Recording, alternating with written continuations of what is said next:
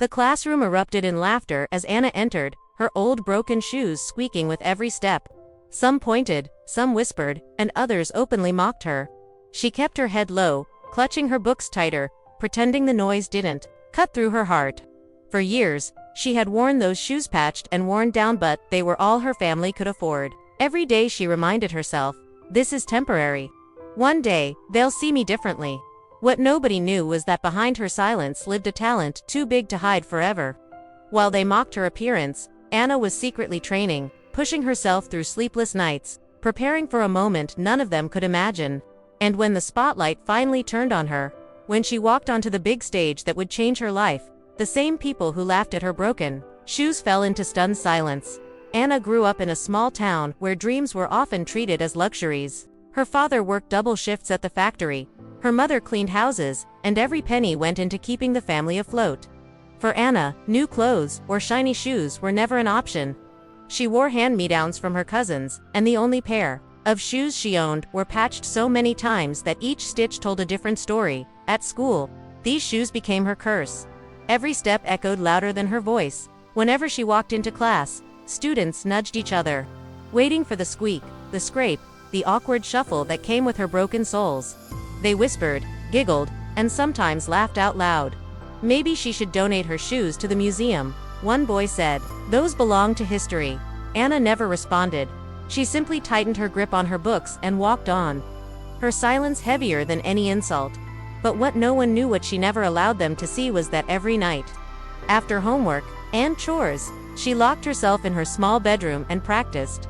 Anna had discovered a passion for music. Her voice carried power, emotion, and strength that her broken shoes could never reveal. She would stand in front of a cracked mirror, using a hairbrush as a microphone, singing until her throat burned and her soul felt free. Her parents knew she had a gift, but they also knew they couldn't afford lessons or instruments. Your voice is your gift, Anna, her mother said one night as she tucked her in. Don't let anyone tell you otherwise. One day, the world will hear it. Still, Anna doubted herself. How could someone with patched shoes, thrift store clothes, and no resources ever be taken seriously? The turning point came when the school announced its annual talent competition. Students buzzed with excitement. Auditions were a chance to prove themselves. The popular kids signed up first, boasting about their performances. No one expected Anna to even consider it, but deep inside, something pushed her forward. On the day of the auditions, Anna stepped into the auditorium. As she walked down the aisle, her shoes squeaked louder than ever. Laughter followed her like shadows. She heard a girl whisper, "She's probably going to recite a poem about her shoes." Another added, "Maybe she'll trip and that'll be her act." Anna swallowed her fear and climbed onto the stage. The lights blinded her, but she focused on one thing, her voice. When the music track began, she opened her mouth, and the world changed. Her voice soared clear, strong, filled with raw emotion. The laughter stopped. The whispers died. Each note wrapped the room in silence, pulling hearts closer to her pain, her hope, her strength. For 3 minutes, Anna wasn't the girl with broken shoes, she was the girl with a voice that could move mountains. When she finished, the auditorium erupted. Not with laughter this time, but with thunderous applause. Teachers stood, students clapped until their palms stung, and for the first time, Anna lifted her head high. She made it to the finals. Over the next few weeks, she practiced harder than ever. Word spread across the school. Anna can actually sing. Those who once mocked her began to treat her with curiosity, even respect. But Anna wasn't singing for them, she was singing for herself, for her parents, and for the dream she had nurtured in silence. The night of the finals arrived. The auditorium was packed, with parents, teachers, and townspeople filling every seat. Anna stood backstage, nerves buzzing through her veins. She looked down at her shoes, still broken, still patched, and whispered, "You've carried me this far tonight, we'll walk together." When her name was announced, she stepped onto the stage. The bright spotlight hit her, illuminating her simple dress and worn-out shoes. A ripple of whispers moved through the crowd, but Anna ignored them. She gripped the microphone, closed her eyes, and began to sing. Her voice filled the hall, weaving through every corner, reaching every ear. She sang of pain, of resilience, of dreams that refused to die.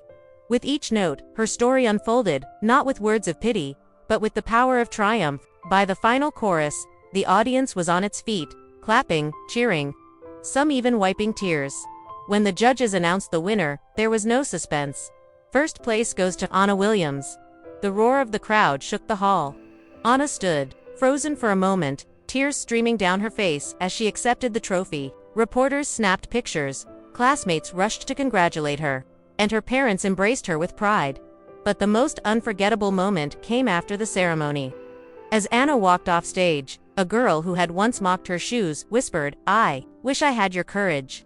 Anna smiled, looking down at her patched soles, and replied, "It's not about what's on your feet, it's not about what's in your heart." From that night on, Anna's life changed. She earned a scholarship to a prestigious music academy. Opportunities opened before her, and the world began to recognize her talent. But even years later, performing on grand stages with thousands watching, Anna kept those broken shoes. She placed them in a glass box in her dressing room, not as a reminder of humiliation, but as a symbol of how far she had come, because once, they had laughed at her broken shoes. But now, the whole world stood in awe when she walked onto the big stage,